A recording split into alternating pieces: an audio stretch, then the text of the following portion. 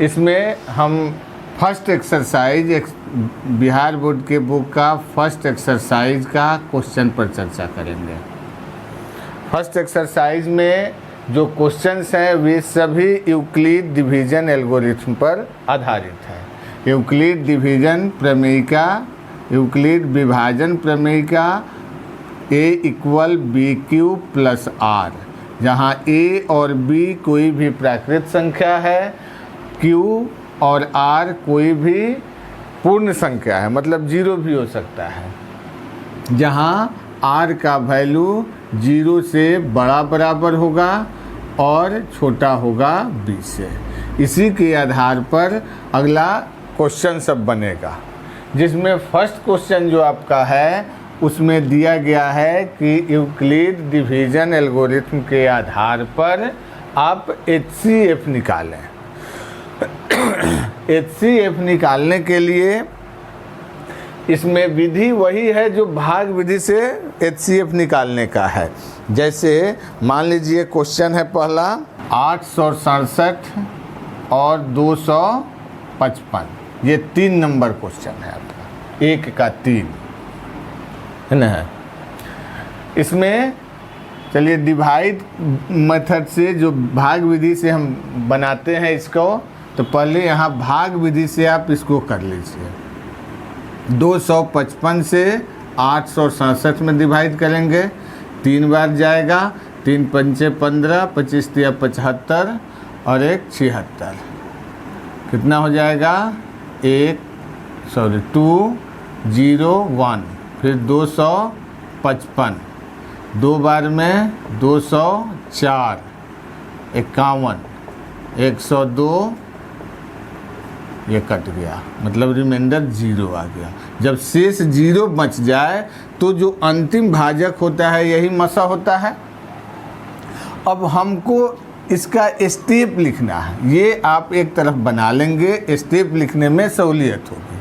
चलिए पहले स्थिति में हम क्या किए, 255 से 867 में भाग दिए, यानी यहाँ भाजक 255 भाज्य 867, भागफल 3 और शेषफल 102 है।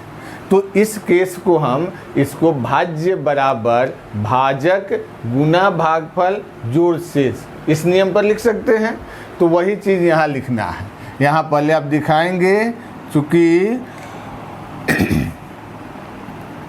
867 255 से बड़ा है, इसलिए 867 और 255 के लिए यूक्लिड विभाजन प्रमेयिका से या एल्गोरिथम से, दोनों में से कुछ भी लिख सकते हैं। 867 बराबर 255 गुना कितना, भाजक 3 है तो 3 और प्लस 102, यहाँ शेषफल जो है 102, यह 0 के बराबर अभी नहीं आया है। तो ये पहला चरण हो गया आपका स्टेप 1। दूसरा चरण इसके बाद होगा स्टेप 2। इसमें क्या करेंगे, अब 102 में से भाग दिए 255 के लिए, तो फिर वही हो जाएगा। स्टेप 2 में यूक्लिड विभाजन 255 और 102 के लिए यूक्लिड विभाजन प्रमेयिका से 255 बराबर 102 गुना 2 प्लस 51। फिर चूँकि 51 0 के बराबर नहीं आया, तब यहाँ से स्टेप 3 शुरू होगा। 102 और 51 के लिए यूक्लिड विभाजन प्रमेयिका से क्या होगा, 102 बराबर 51 गुना 2 प्लस 0। अब आपका शेषफल बराबर 0 हुआ, शेषफल 0 हुआ और अंतिम भाजक 51 है, इसलिए मस बराबर 51 हो जाएगा। इस तरह से आपका 1 नंबर क्वेश्चन बनेगा और एग्जाम्पल का भी 1 नंबर क्वेश्चन इसी तरह से बनाना होगा। क्वेश्चन नंबर 2 है। इसमें क्या है, कहता है कि किसी भी विषम पूर्णांक को हम 6³ + 1, 6³ + 3 या 6³ + 5 के रूप में लिख सकते हैं। मतलब कोई भी पूर्णांक है जो विषम पूर्णांक है, विषम संख्या है, विषम संख्या या तो 6³ + 1 के रूप में होगा, 6³ + 3 के रूप में होगा या 6³ + 5 के रूप में होगा। चलिए, इसमें कहता क्या है क्वेश्चन कि अगर हम विषम संख्या कोई लें, उसमें 6 से डिवाइड करें तो रिमाइंडर या तो 1 आएगा, नहीं तो 3 आएगा, नहीं तो 5 आएगा। मतलब 0, 2 या 4 नहीं आएगा। वैसे जान लीजिए कि जब भी किसी विषम संख्या में सम संख्या से भाग दें तो शेषफल हमेशा विषम संख्या प्राप्त होता है। इसी चीज को यह दर्शाता है।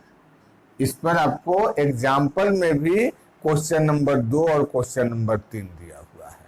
इसी तरह से बनेगा। तो पहले हम देखते हैं क्वेश्चन नंबर 2। इसके लिए सबसे पहले लिखेंगे, माना कि धनात्मक पूर्णांक या प्राकृत संख्या लिख सकते हैं। धनात्मक पूर्णांक a में 6 से भाग देने पर भागफल 6, भागफल q तथा शेषफल r प्राप्त होता है।